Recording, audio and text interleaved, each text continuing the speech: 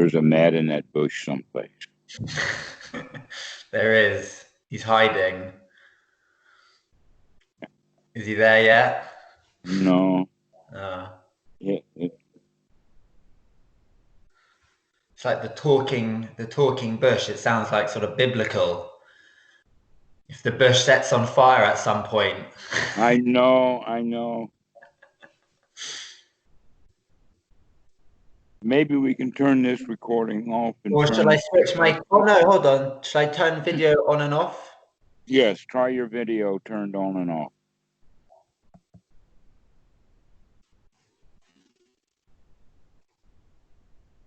Did that not there? There. Okay.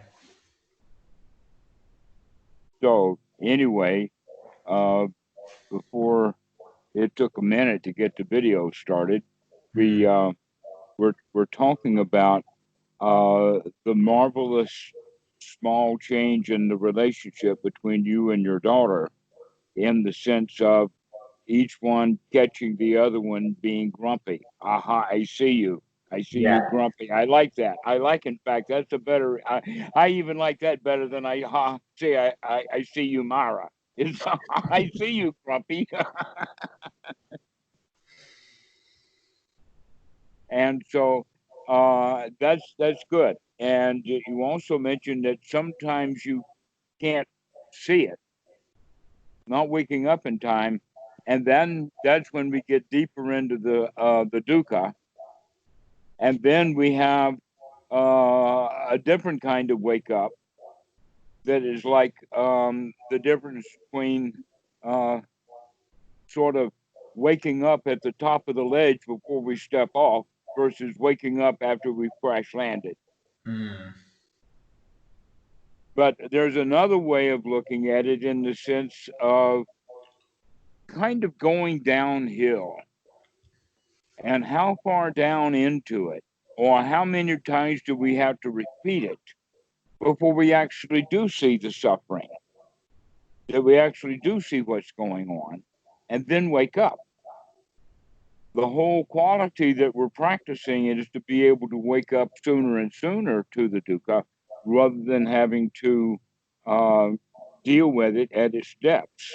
So you're sort of waking up to the possibility of it, rather than the kind of like manifested reality of it. Right, or waking up to how bad it can get rather than how bad it's gotten. Because it's the process that I was describing to you before, of kind of being able to view kind of interpersonal relationships through that view, where there is not kind of individual selves making other individual cells feel certain ways, but rather that there is kind of conditions which cause certain behaviors to arise, and that you can respond to those conditions and those behaviors skillfully. That process is like very joyous. It becomes very playful, and it's like life is like it's like a dance, isn't it? It's like you're in this.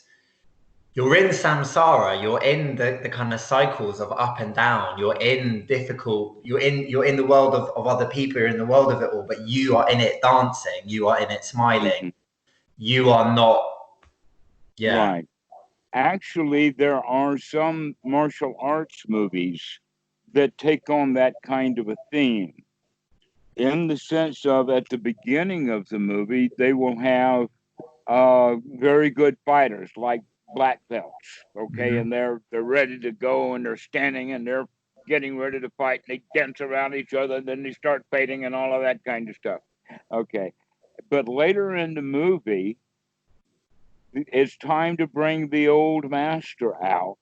This is the movie, you know.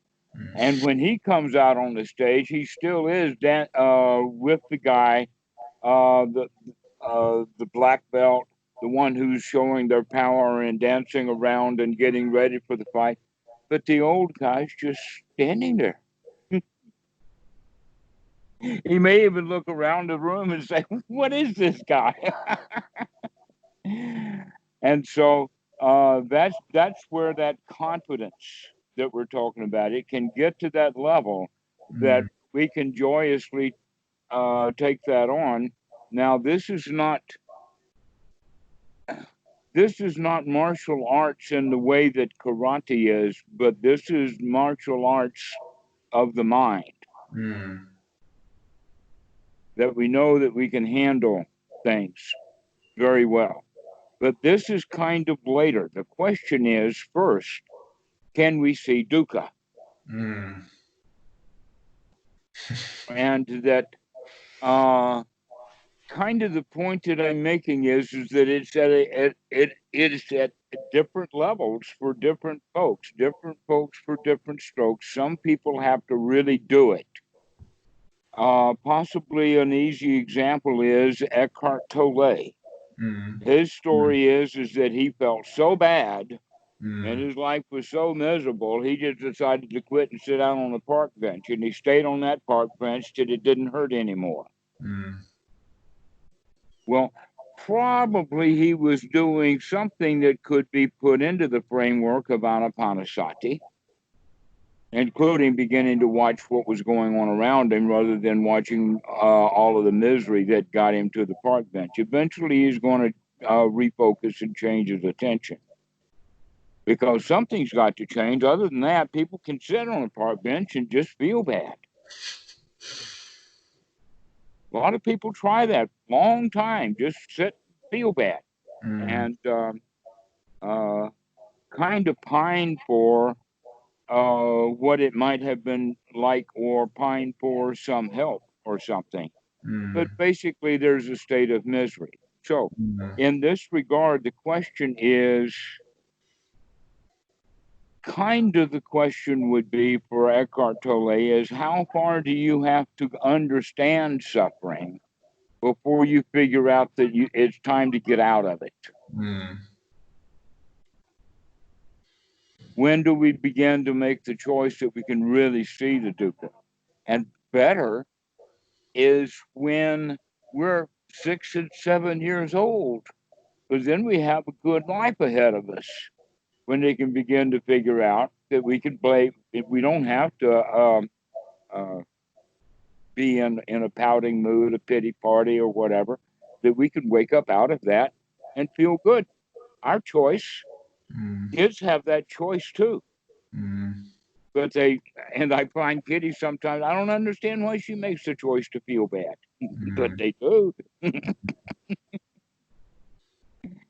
It's interesting that the primacy, you know, with it being the first noble truth of suffering um, on the path, because it's like the foundation, isn't it? Is really looking at that dukkha and Mm-hmm. understanding how it arises, experiencing it, and kind of saying, actually, I don't choose dukkha. I am Exactly. That's in the on a chase path of where how much of it do I have to see before I said already we're going to do something about this. Mm. We're going to fix this mess. Mm. Or the next point would be, I just fixed that mess. Come on again. Come on again. I'm ready for you. And so that kind of attitude then of the change doesn't require, and some people think this. I've actually seen it in print. Oh, well, you said you were not a Buddha. That means that you really don't understand suffering the way the Buddha taught it. Therefore, you do not understand suffering. Therefore, you are no good, or you lose the argument, or whatever like that. And that's very strange. Mm. Because first off, that dukkha is not the teaching of the Buddha. Nowhere you will ever find that. If there's any one place where there is a very succinct way of saying the teaching of the Buddha, it would be dukkha, dukkha, nirodha, Yeah. not just dukkha, dukkha, dukkha, dukkha, No, dukkha. it's well, yeah, but people, I often hear Buddhism, the teachings of the Buddha, very basically misunderstood by people. Say, oh, Buddhism is just obsessed with suffering and just sees everything as suffering. You often get people within kind of who practice like within like kind of Hindu yoga traditions, tantra traditions, who kind of willfully misunderstand Buddhism. I feel like that, which is somewhat annoying. But but at the same time though, I feel like the fact that the kind of honest recognition that there is suffering is so vital to it, because until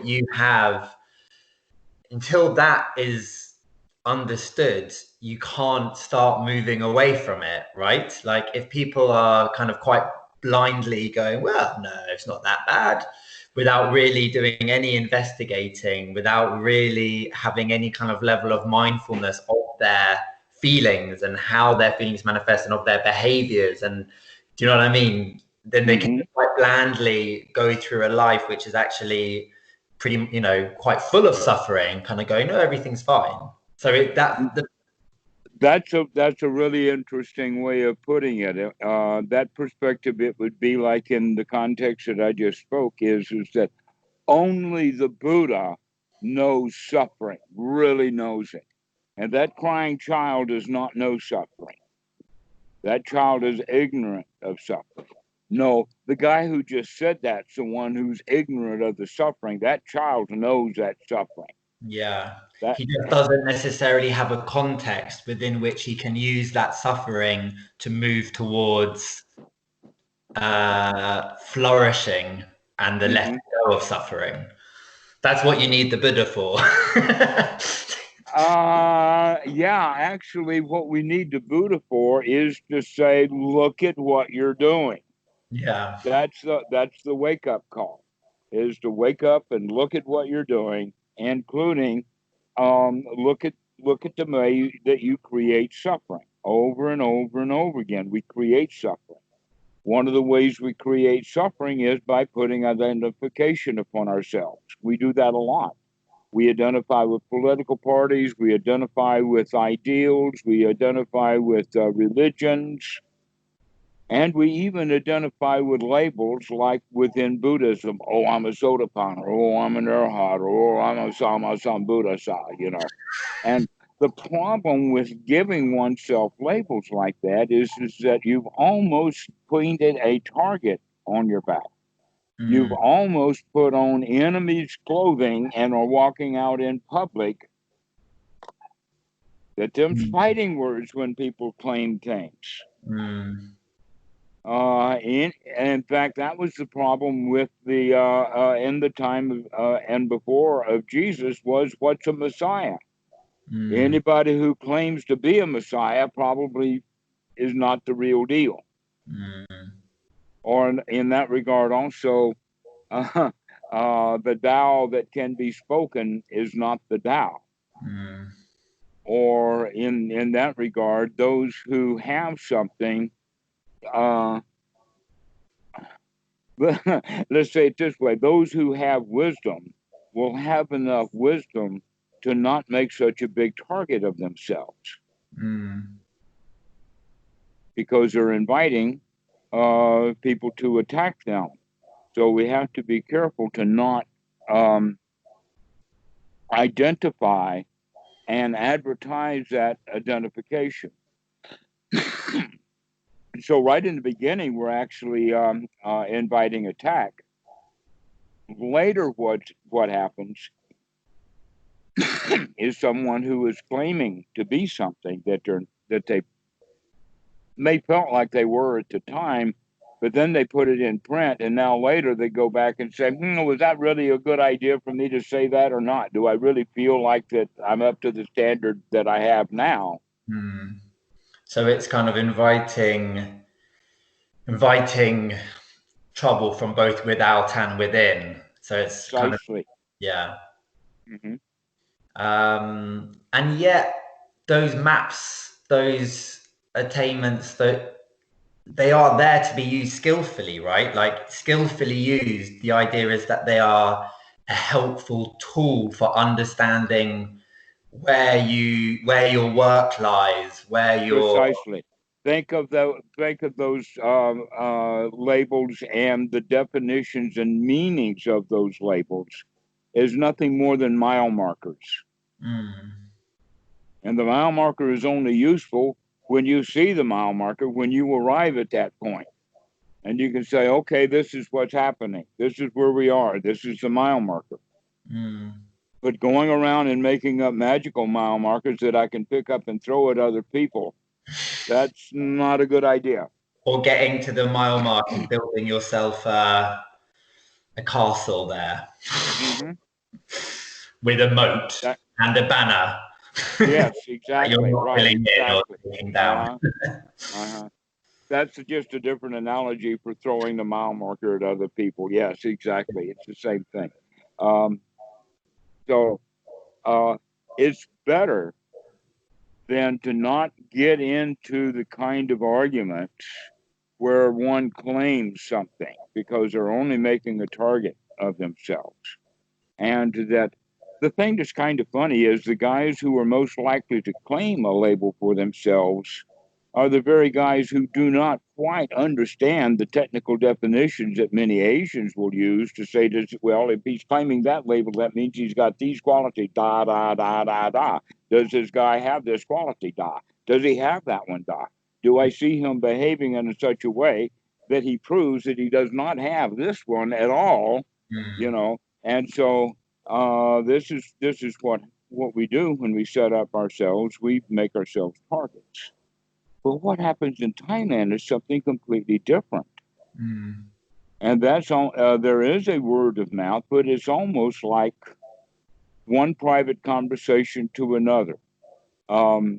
This happened years ago, but Brenda told me that I think his name was Pramarut, the other guy that I don't know, but an elderly monk was talking to an elderly Thai man on the boat going between the island and the mainland, and Brenda was there accompanying the monk, and she overheard this conversation, and she was aghast because the monk and the layman were discussing among each other, not in the way of one was telling the other one about it, and no, it was something that they were mutually discussing, and that was that their belief was that Ajahn Po was in fact an arahat.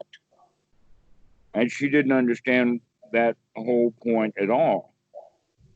But when I finally explained to her, no, there are definite things to look for. There are, in fact, lists of fetters. And so over time, you can actually see whether a person has a particular fetter or not when you get to know them. And when people get to know community, right? Right, exactly. And when people get to know Ajahn Po over time, many, many people get to know Ajahn Po, and to see that, in fact, he doesn't go around asking people for things. Nor does he say, I don't have time for you, I've got to go someplace else. Nor does he reject gifts. So he's neither asking for gifts, nor does he reject them. Okay. So when you see, and another one, which would be a very important one, he never takes control of anyone, tells them what to do, or competes with them at all. I suppose it's interesting, the monastic community and the idea of the Sangha, and because the Buddha is very definite about setting that up, right, as a kind of ideal container within which to awaken. Probably one of the aspects of that is, you know, especially in kind of like modern Western life where we're very compartmentalized, you know, it's probably harder to really deeply apply these teachings to kind of all areas of our lives because our lives are so compartmentalized. Whereas within a kind of monastic community living together, you have, I don't know, I can imagine, I can see how it would feed into a more kind of consistent, cohesive, I don't know. Precisely so. In fact, that that whole point that you're making is very, very well known. That's the rationale behind it. So let's kind of take it from the very beginning. The very beginning is at that point of nurture versus nature, and that beyond a certain point, everything becomes nurture. Now, that nurture is either going to come from the outside or from the inside. And so when we begin to see, oh, boundless joy to find at last that this whole world, there is no happiness in this world, we have to see that from various aspects. So this is the rationale behind social workers taking children away from parents, which is a brutal thing to do. And I don't recommend it, but some people think that it's a good thing. Another example that we're talking about is that when a guy joins the AA and wants to quit drinking, it's best for him to get away from his old drinking buddies. Mm-hmm. When a guy gets married after he has the bachelor's party, that means that now he's going to have new friends. It's almost a goodbye party because everybody knows he's married now. He's not going to be hanging out with his bachelor buddies. The same thing happens when someone is recruited into the Army. The Army wants to get them out of the house, away from the family, so that they can really work on them. Mm. By the way, cults and other religions do the same thing, including Buddhism. Okay, to get people out of their old environment and get them in a new environment, and depending upon the which one it is and the opinions of whether it's a better, more wholesome environment or a less than wholesome environment.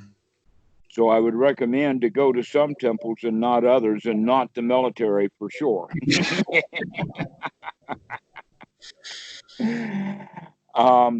But this is the idea then, is that the environment has a major influence on us, and that we can actually introduce a word which would be the word immersion. For instance, if someone really wants to learn a new language, the right way to do it is don't take a class on it to where 30 people in that class, nobody knows that language. Only one teacher knows that language. Is not a way to learn that language. No, the best way to learn the language is to go to that country and no one speaks your language. And now you've got to immerse into and learn the language that is happening in your location. Yeah, it's an amazing experience doing that. It's so yeah, I've had that experience before, and it's a very like rich learning and also like social experience. Just coming to Thailand is like that, as well as the Thai language. But then there is the immersion into the Wat also, and becoming part of the Wat life is also that kind of immersion. And that I have actually over the years seen this happen, and I could describe it in a way of a young man for some reason becomes a monk and for some reason stays a monk. And he's not particularly doing or caring anything about being a monk other than he's a monk, and that he goes on Pendabat and he does what other monks do and whatnot like that. But he may, in fact, be deeply interested in motorcycles. And so he's got little motorcycle magazines that he's out all the time with, but he puts it back in his pocket. Okay. But 20 years in the Sangha is going to be enough for that Dhamma in the environment he's in to rub off on him, so that he's actually going to be a high quality Thera, whether he did anything about it or not, when you're fully immersed into the system.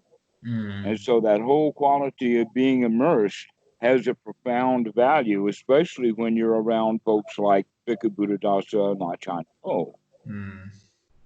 Because we tend to say, I would rather be like them than be like me. And so that really has an enormous value for us to be able to have an environment where we are around others. And so What we have, though, in the West is a number of folks claiming that they were a Buddha, but that they have not spent much or any time at all with old master teachers, that they've decided in their own mind that they are some master. And I'm reminded of a really, really silly quote that a football manager once said. He said, "Everyone's got the prettiest wife when they're at home." that's exactly what we're talking about. Because if you're not testing the hypothesis of your awakening or attainment within the kind of like context of community and a relationship, right? Mm-hmm. Then it's possibly a very kind of fragile awakening if it is.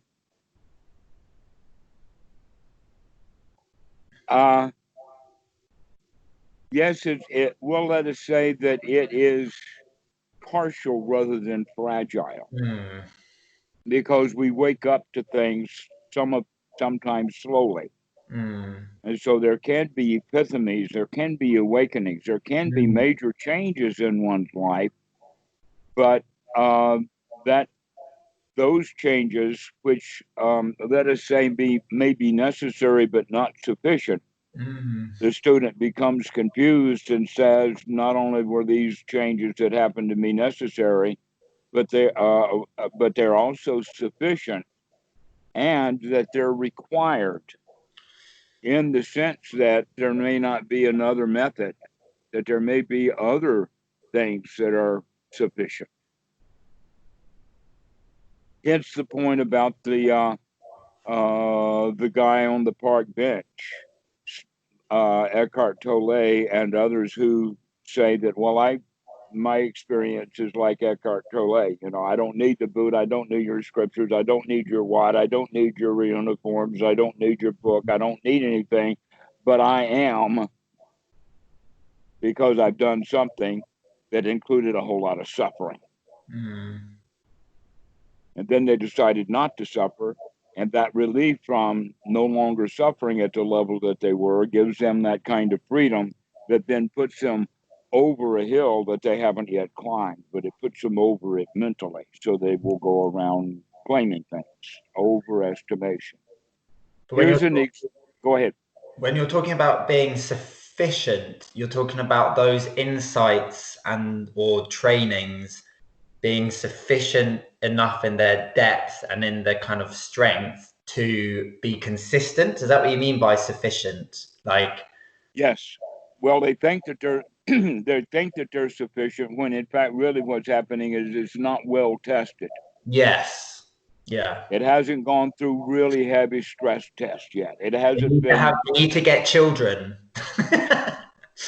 That's a good stress test. we can both agree on that.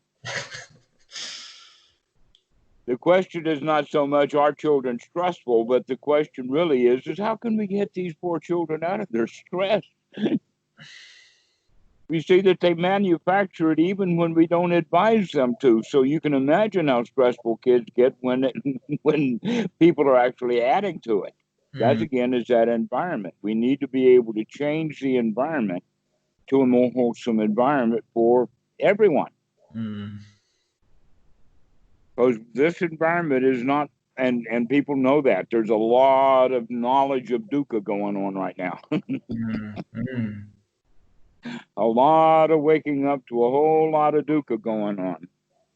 The question is, how long and how deep and how much suffering do people need to do before they wake up to, we got to change something here? And we're not talking about changing by going out on protest on the streets, because the problem is not outside, and it never was anyway. The solution to the problem is not to be found out there getting our heads bashed in by the cops.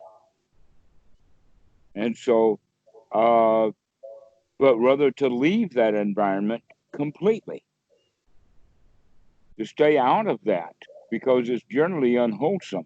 Let's go find a wholesome place to be. One of the things on this regard the Buddha said was that there are four kinds of places where monks should not dwell.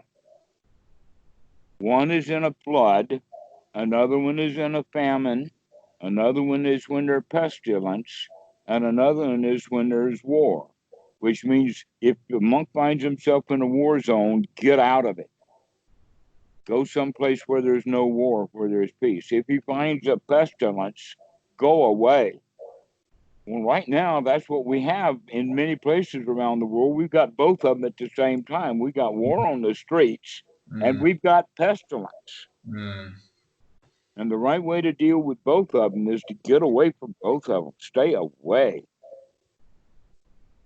And we can think of that, okay, well, if that's true at that physical level, that also means at that emotional level also, to begin to recognize that stuff and to stay away from it. How much do I have to suffer before I wake up? For me, it seems like it's about like how, my question is kind of like, how often does that muscle need to be flexed before it becomes kind of more automatic? And I don't suppose it's really an answerable question. It's just the process, right? Like, it's what it is. Yes, but it is kind of answerable the way that Arnold Schwarzenegger answered it. You know, before he was a real actor, he was Mr. Universe, right? Yeah. How did he get that way? He was in the gym all day long. Yeah. Day in and day out, all day long, pumping iron. That's what it's going to take. If you're going to be a championship Dhamma dude, now we don't have to be a championship Dhamma dude, we do have to stay in the gym of the mind a lot. Pumping iron. What is the iron that we pump? Coming out of the gravitational pull into Dukkha. And coming in and brighten up and cheering up. You can think of that just like pumping iron, you know. It's like, I'm tired. I feel good. I'm tired. I feel good. And we have to keep remembering, we have to keep pumping iron, because the only option is flaccid mind. It's interesting that the sits that I have now, where where there's a lot of dullness or there's a lot of restlessness. Okay. My relationship to those sits is so radically different from how it used to be. Like, those sits used to really annoy me. I used to kind of, 10 minutes into a sit and there's like this kind of like very heavy dullness. It used to really annoy me. Whereas now it's like, skillfully apply whatever antidotes to that dullness, that you can. But then ultimately, if the most of the sit is just feeling dull, pulling yourself out of dull, feeling dull, pulling yourself out of dull, I get to the end of the sit and I feel like that muscle has been practiced and it's like really useful, like a really, really useful sit. And then similarly with restlessness, when it's, it feels like a very like beginnerish sit sometimes, when like the mind just wanders, you can't really stay very long. Fine, just keep coming back, wander, come back, wander, come back. And it's not like unskillful accepting of hindrance. You're trying to kind of stay as well as you can, but you're ultimately relaxed about the outcome and enjoy the process, even though it's different from the way that the meditative process might unfold in other conditions. But it's just very different, my relationship to it. I used to get really annoyed, upset, angry. Because you wanted it to be different than it was. Yesterday I had this experience in meditation. Whereas today, so not so good. Yes, so that pumping iron, or never mind if the dullness comes, or never mind if we wander away from the breath. Keep coming back. Keep flexing that sati muscle. Keep getting it stronger and quicker, because the stronger and quicker it gets, the deeper our insights will be. Yes. Into the nature of suffering before it has to be much suffering, that it can be very, very, very lightweight suffering. And that's when we begin to get really good, is because we catch it so fast that we can throw it out before it's much suffering at all. You don't have to get all the way into it. That's the slow, hard method. Well, that's when I always sit before I phone you, and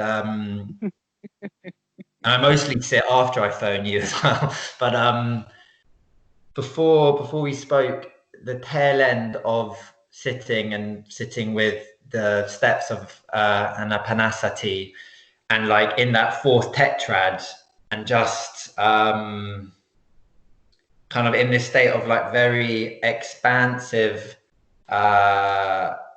clear, bright mind, and just kind of like watching it as it kind of contracts around something, and it's like these little like micro movements of dukkha, and then letting it go. But the letting it go acts as like rocket fuel to the expansion and the kind of joy of that expansive mind.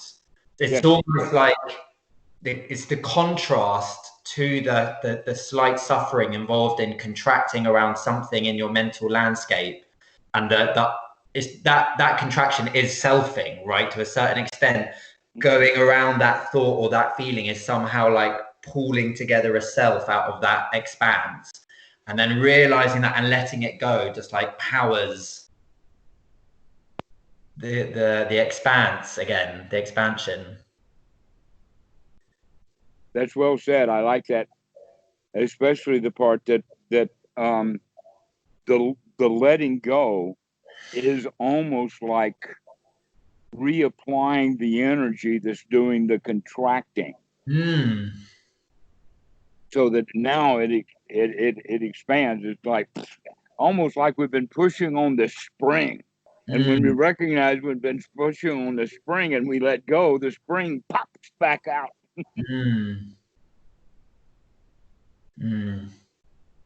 Yes, for me, yeah, my kind of interest, my obsession at the moment is just like wanting to apply that as much, as deeply as possible in all my relationships and in all my like in daily life. But it's like I feel like I'm at a point in that process where sometimes it's, so as I was describing, sometimes it's great and there's this like sense of like joyfully dancing in it all, and then other times it's not. That's not.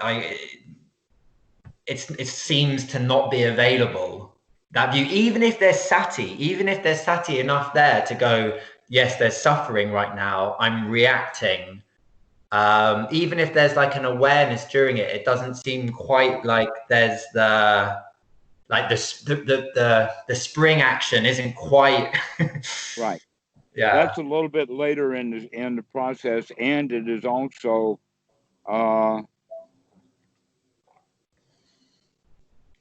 it's not a complete letting go. That's kind of the way of looking at it.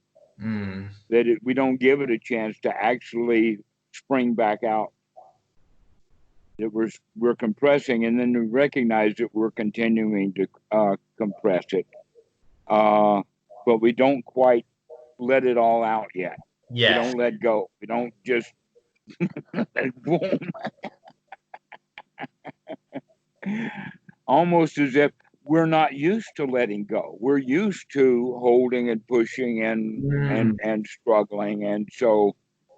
And that's what I realized in the like interpersonal dynamics. I see like sometimes when there is like conflict or other people's actions or behavior kind of push against me and upset me, when it gets bad is when I push back, and it's like, it's exactly what you're saying. It's like I'm not letting it go. It gets to a point where like it's barbed me, like the hooks are in, and I am like barbing right back, and it's not letting it go. And it, yeah. But you have now also experienced it the other way. Yes. Yeah, absolutely. But it's like it makes it more apparent, the experience of those. Yeah, the seeing it in action in normal life, in interpersonal relationships, seeing how that mechanism can bring a joyous sense of like unattached ease and skill to those relationships and to those situations makes me more aware of the times when that's not available and the suffering that ensues. Well, when we get down to the depths of it, this is kind of an idea that I think people have is that if they keep pressing the spring and keep going further and further into the dukkha, getting themselves into the shape that Eckhart Tolle got himself into, kind of means that we're so compressed that when we begin to take a look at it, we say, wait a minute, I don't have to do that. And then when we start to let go, it gets out of hand and it just explodes.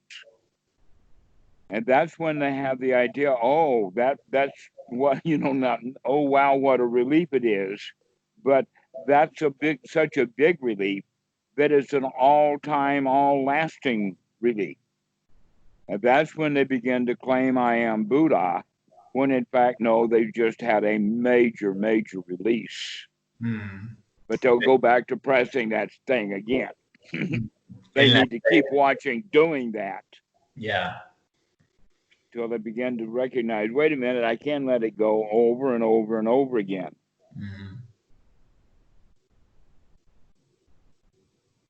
Yeah. I mean, to me, that kind of gradual building up of that makes a lot more sense. It's kind of, it seems like how I'm experiencing it, like the changes that I've seen in my life, say in the last year, they seem to be from these quite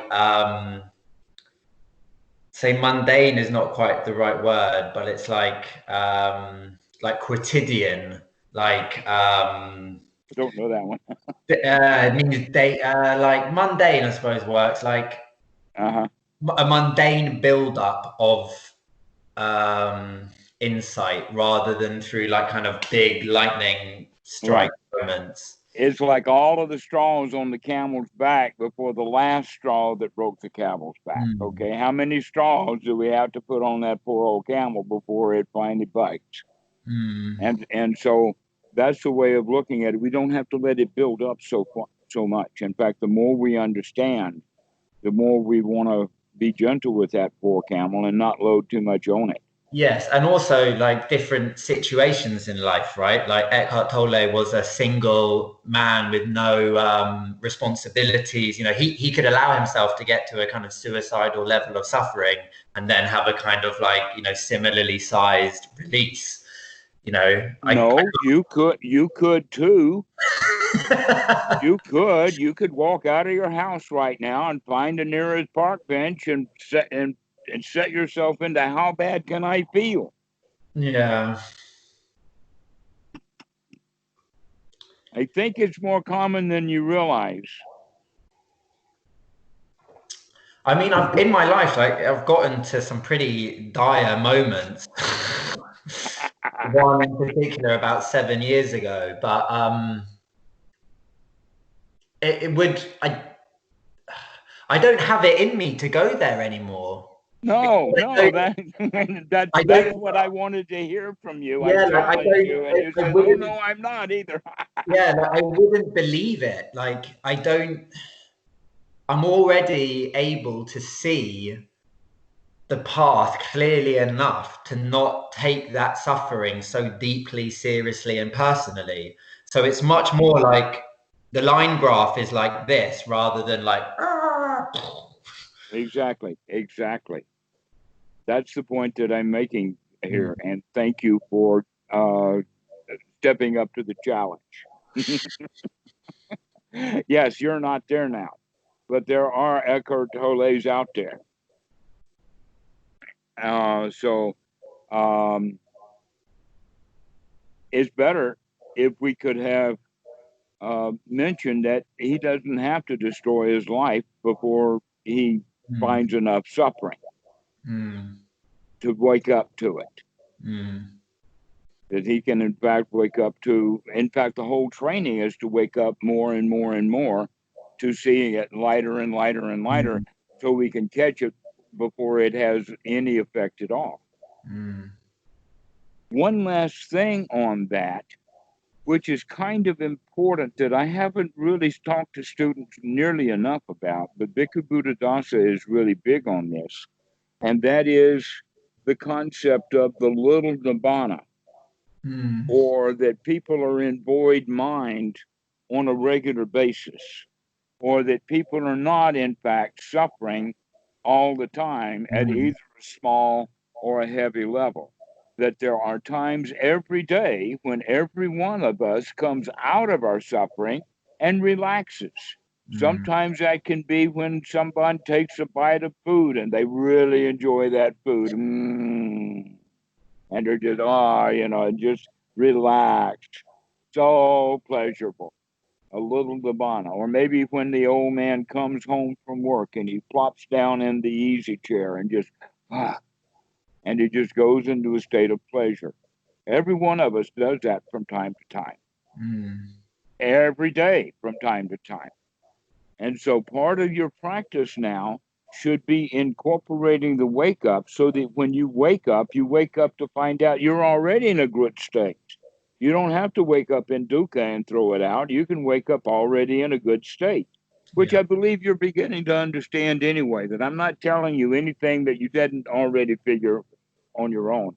Sure. I'm just verifying that there are times throughout the day. Another way of looking at it is in the sense of void mind, not being void of thoughts, but being void of unwholesome thoughts, or being void of selfishness.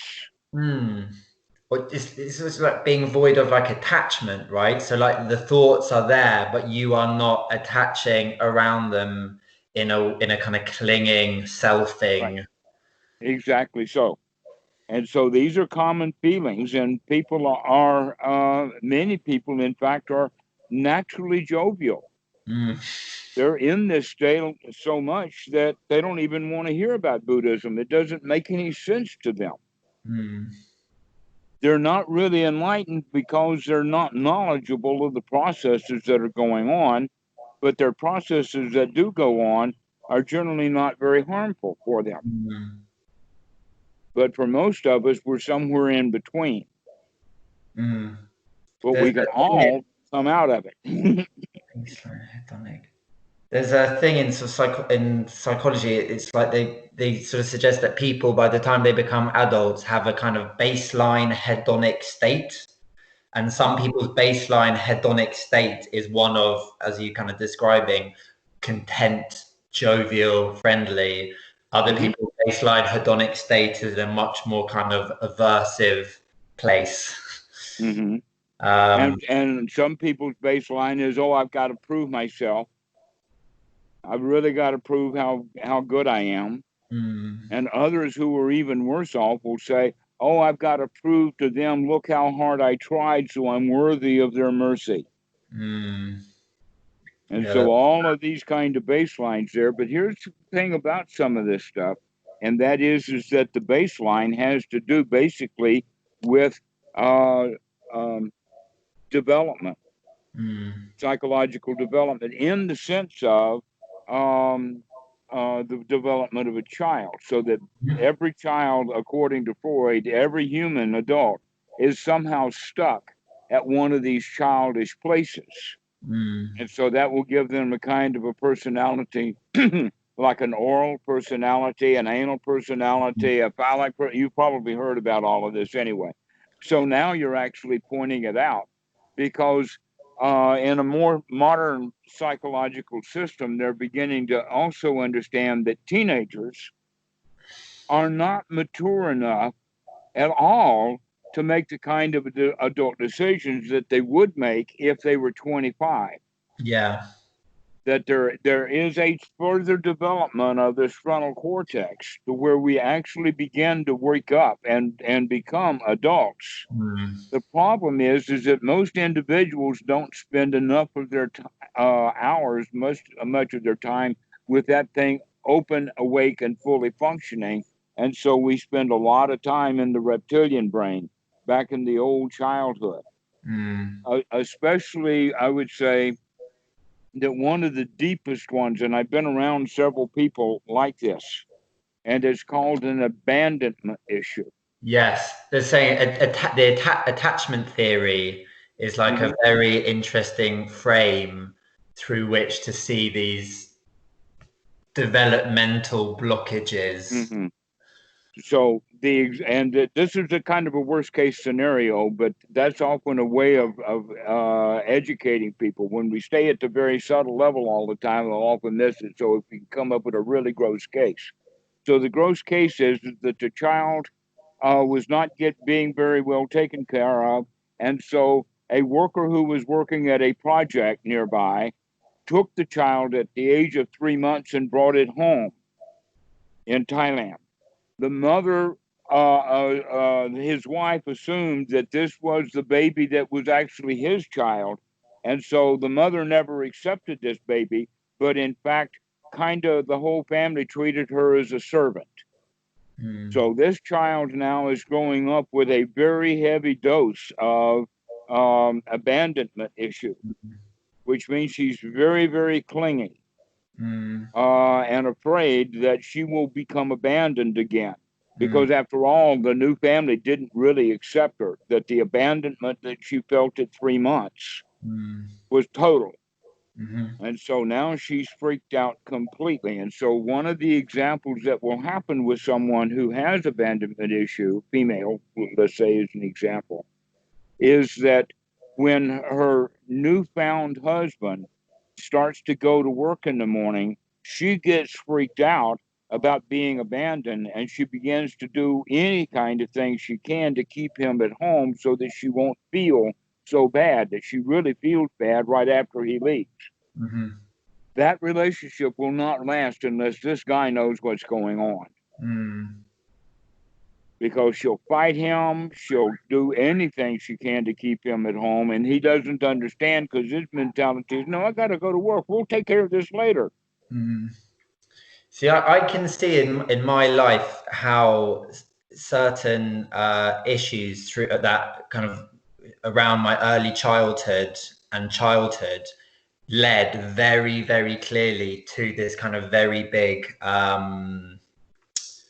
what would you call it? Very big kind of psychological life breakdown kind of 7 years ago. I can see very clearly how like certain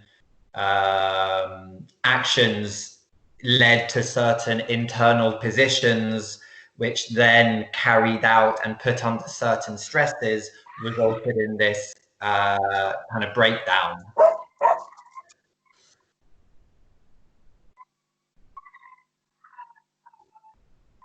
Never mind.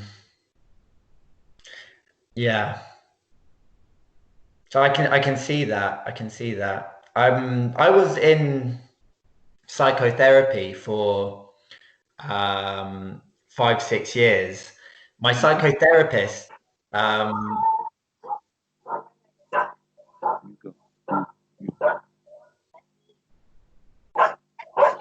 Go ahead, I'm listening. You were in psychotherapy. Everything all right? Basically, the situation is that the neighbors who had a dog that they lost 3 or 4 years ago, they now have a new puppy. And that the puppy is getting introduced to the neighborhood. Okay. Including Poon Pooey. And Poon Pooey decided that she's going to introduce this puppy, introduce it to who's boss here.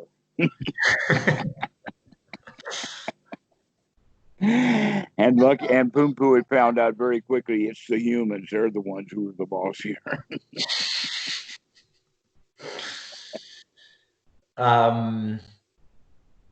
But yeah, what is interesting, that whole process led me into this kind of psychotherapeutic investigation with a psychotherapist who was a meditator. And it's interesting, he never kind of, it's really interesting. There was like this really, basically from when I started with him, I would suddenly kind of, I suddenly started practicing yoga and then got into meditation.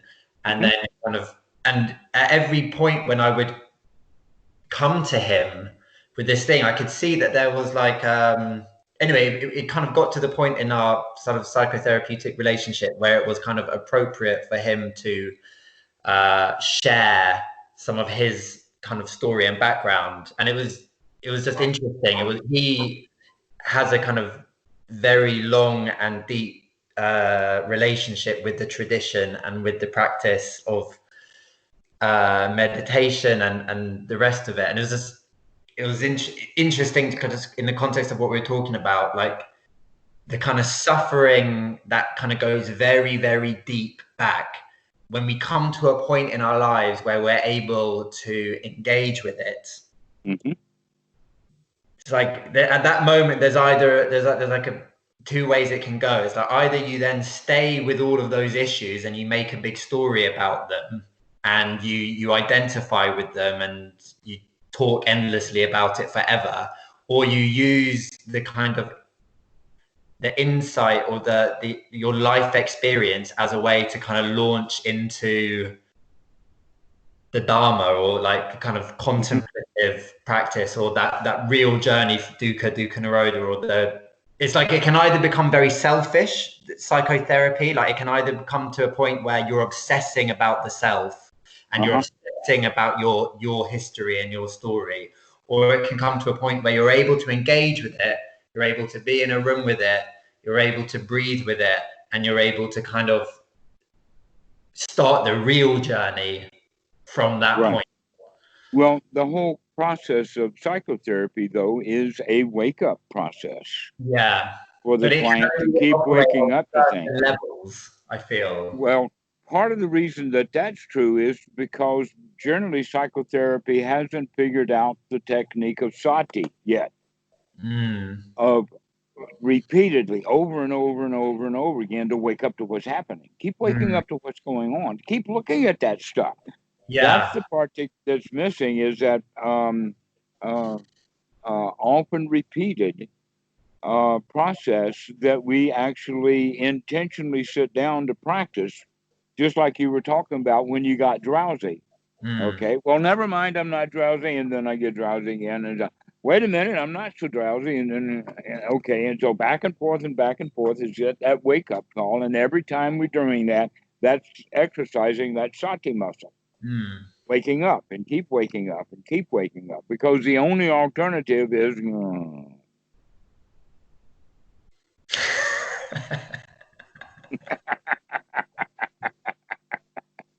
not waking up. Sure. At all. So repeatedly waking up over and over and over again, that's the quality that psychotherapy is feeling, right? To how you're feeling and what you're thinking. And it's interesting, he would often in our sessions, he would go, what's going on? What's going on for you right now?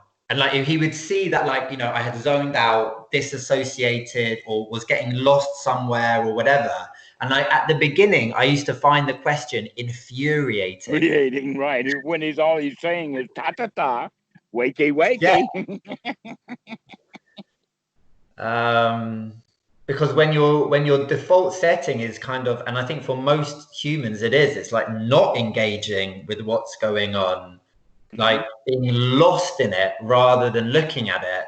It's painful to be asked to stop going on those journeys and to stop and look and say what's going on.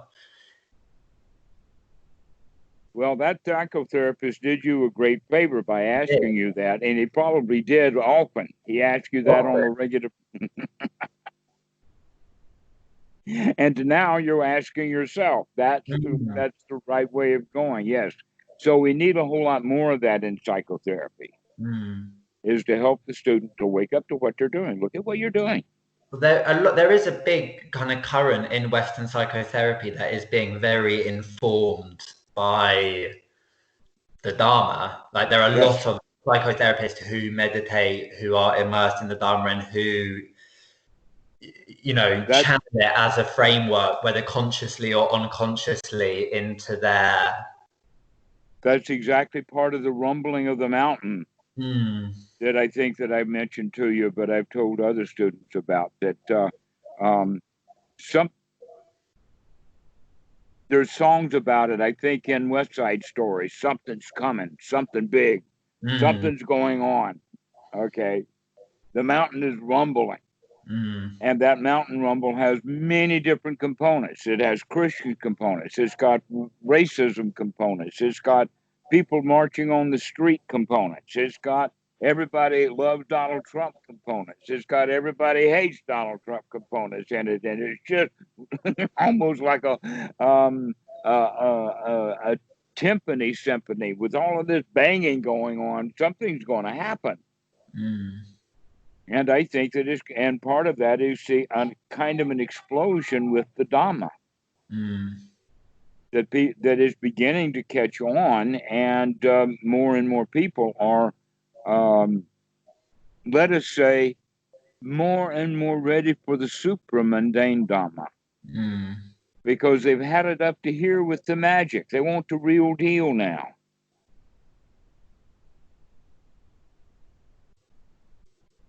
Many of them it will take a long time, by the way, for people to figure out that the real deal is often inexpressible on its own, and therefore needs the help of um, artistry and um,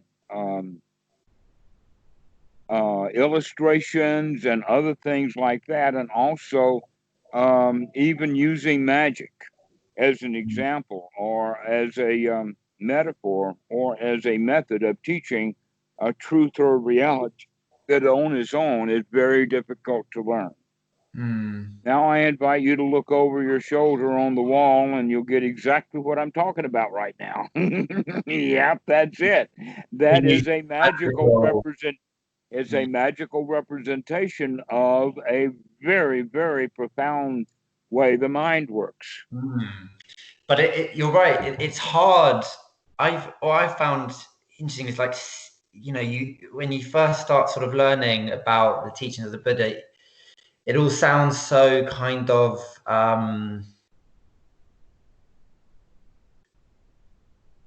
it's like kind of like incredible in some way. It's the process of starting to see like it at work in the kind of microscopic detail of your mental landscape and of your existence and in your relationships, and suddenly ideas which seem like these kind of incredibly complex, like, you know, like paticca samuppada or emptiness or non-self or impermanence or whatever, like these ideas which perhaps seem kind of like maybe very philosophical, very Precisely. abstract, but then suddenly seeing actually in a very personal and almost in a very mundane way. Way. These things actually exist, exactly, right in front of us. But they are difficult to describe. Yeah. Experience is difficult to describe. And so we use metaphors and concepts and pictures and all kinds of things to describe something that's literally undescribable. Mm. That starts out with that quote of the Tao that can be spoken is not the Tao. I cannot give you the Dhamma directly. We've got to package it in a way that it can be delivered. Mm. Mm. It can't be delivered directly, but how somehow or another, by being around it and in the vicinity of it over a long period of time, and it begins to rub off. Mm. It is almost like if you're in a hot room, you begin to sweat. Mm. Yeah. So getting in that environment around being in a temple, being around an Achan Po, spending time with Dhamma friends is extraordinarily valuable. This is well known within the Watts in Thailand, and yet we don't really have a very established Dhamma community in the West yet. Not the way that it's established in Thailand, where anybody can walk into any Wat and be at home very quickly. I'm excited to explore, because I didn't like there are some really seemingly really lovely Watts in England, in southern England, that I've never been to, and when they reopen again. That's right. That would be very helpful if you would do research on the Watts, and not just Thai, but I know there's Sri Lankan Watts there, because I know Sri Lankan people in England. Yeah, there's lots of Sri Lankan people in England. And so the same may be true. I don't know if you'll have Laotian or Cambodian, but you will have certainly Thai Watts. I know of 3 or 4 of them personally already anyway. Yeah, like Chithurst and Amarariti. Mm-hmm. Yeah, and there's one in Scotland as well. But it's interesting in relation to the to the Dharma infrastructure project.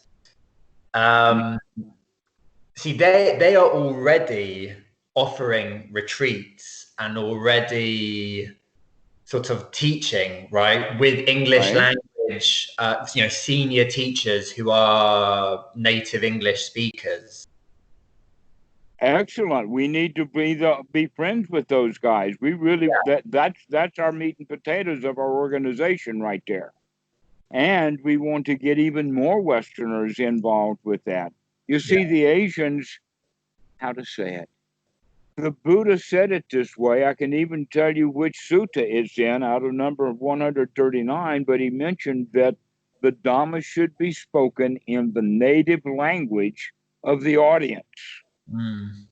And that Asians, what we need to do is we need to get enough Westerners who understand the Dhamma well enough so that they can teach the Dhamma within the context right there at the Wat. That like you're saying, that we've got a Western teacher. Not all the Wats in the United States have Western teachers. Sure. That's very, very rare. But England, merry old England, sometimes they do it right. Because these Wats tend to have been set up by well, they've been in that way. I mean, Amaravati is set up by Westerners. Yeah, exactly. They tend to be set up by people who have spent 10, 20 years. Right, you're right. You're in Achan Samedo, Achan Amaro, Achan Pisano. You're in their neighborhood, and the same way with Chithurst.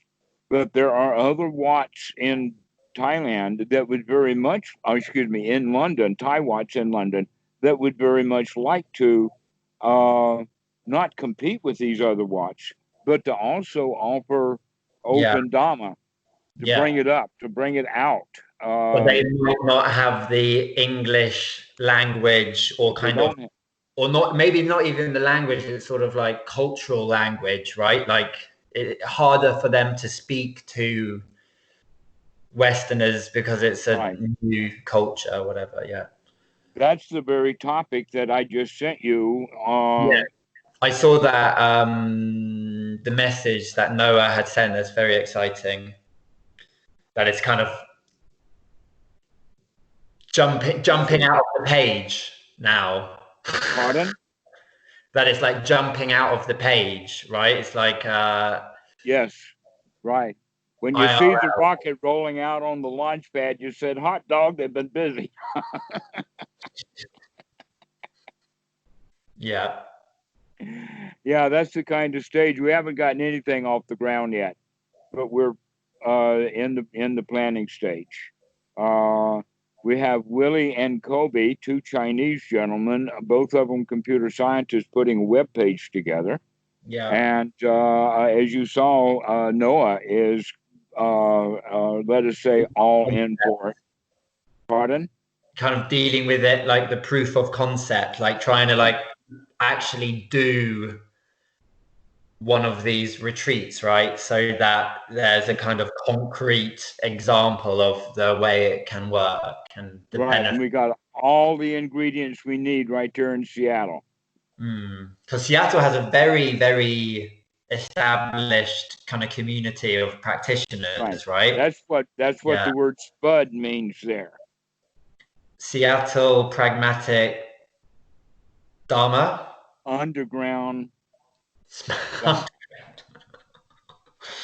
We've got the image of them practicing in bunkers. Yeah, but don't you know where that bunker is?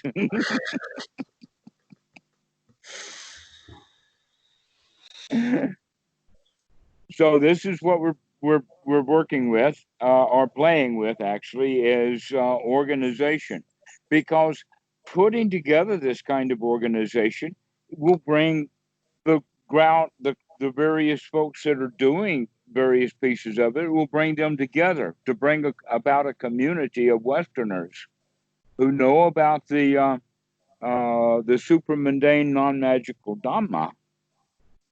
And so we can have our own kind of community going, or Sangha. And it doesn't have to be locale, doesn't have to be a place. It can be on the web.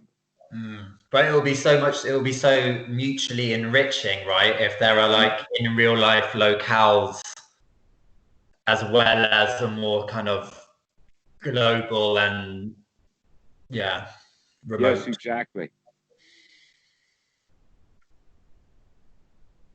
Exciting. It's very exciting. All right.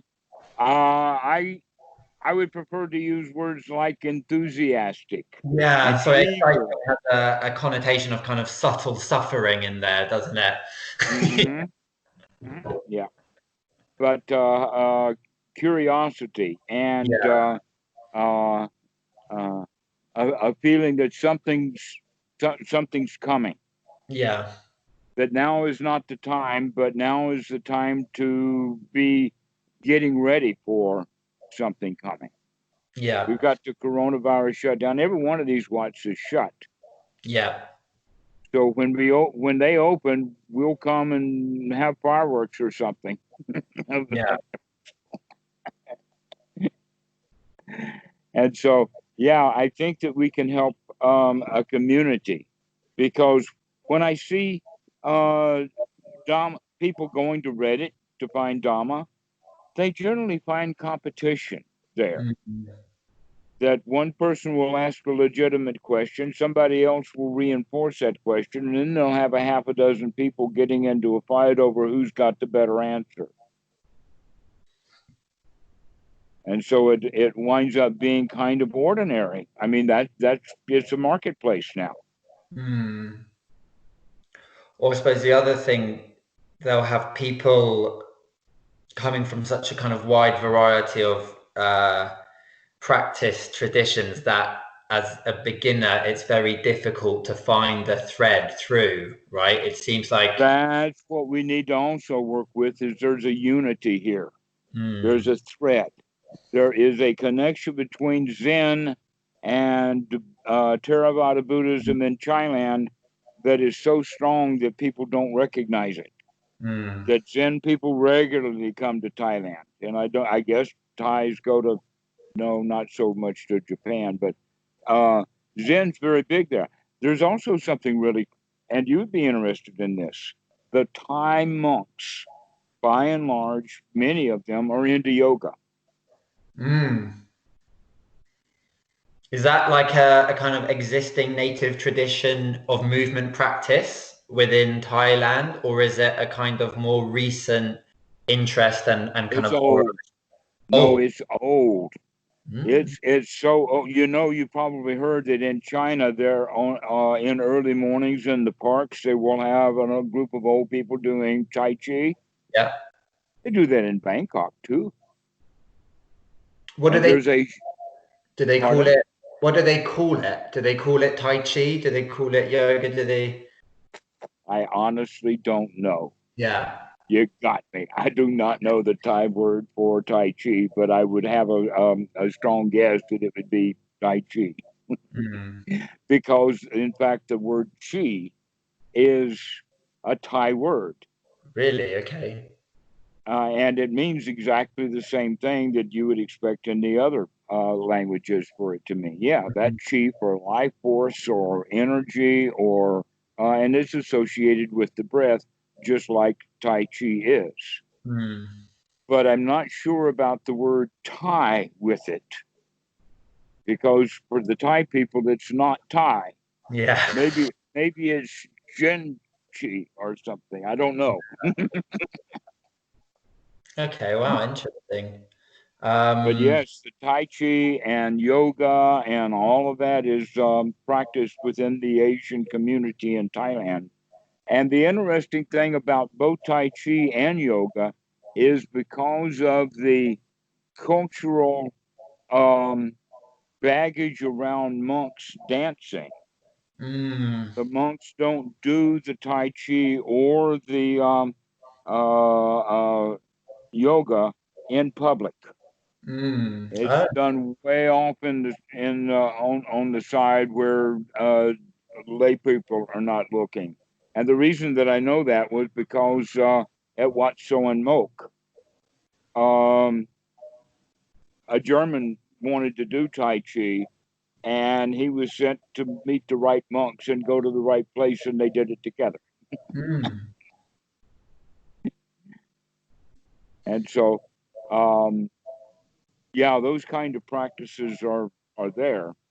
And so much more that is in the Thai culture that is, it seems when it got to the West, it became really disjointed. There is this and there is that and there's the other thing, and this was better than that, and this teacher's older than that one, and all this kind of stuff. And there's much more friendship in the Asian way of managing Watts and Dhamma and all of that. Uh, that was, I thought, especially true in the United States. Uh, and I thought, in fact, that it was even more true in the Vietnamese system, because we had a whole lot more Theravada monks at Vietnamese temples than we had Vietnamese monks in Theravada temples. But they did go both directions. And also in Vietnam, Mahayana and Theravada have already been put together.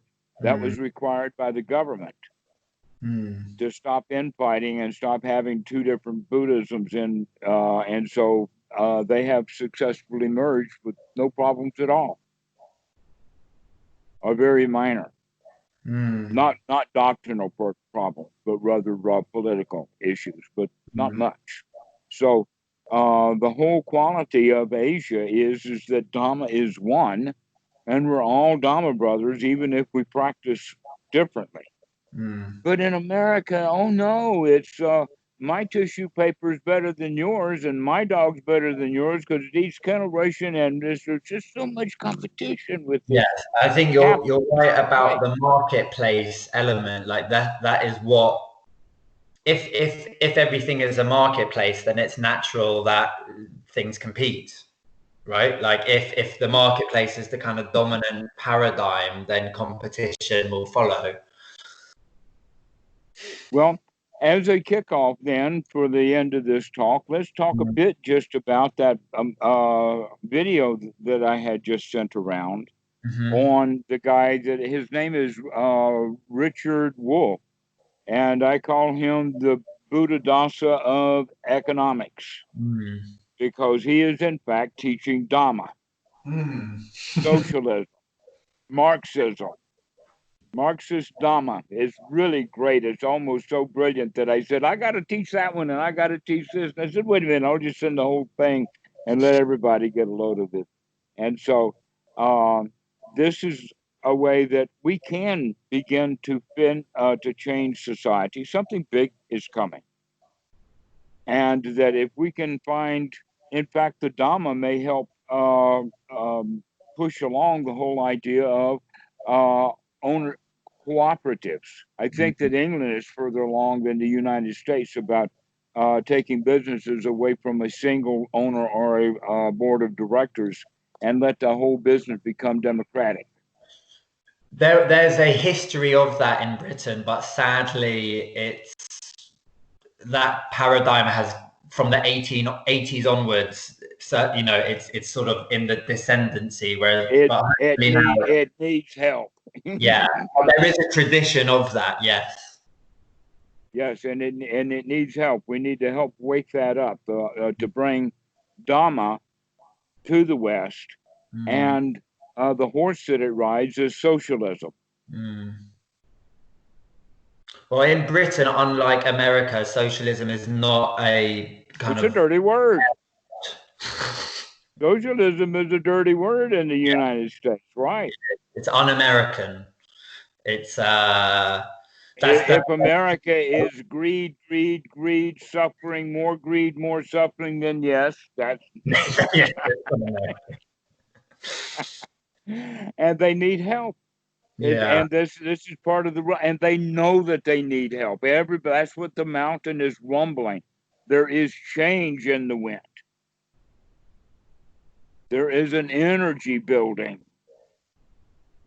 And that energy, let's make sure that it doesn't just explode and blow all over the place. Let's see if we can channel some of that energy into something useful. So let's get the Dhamma together in the West.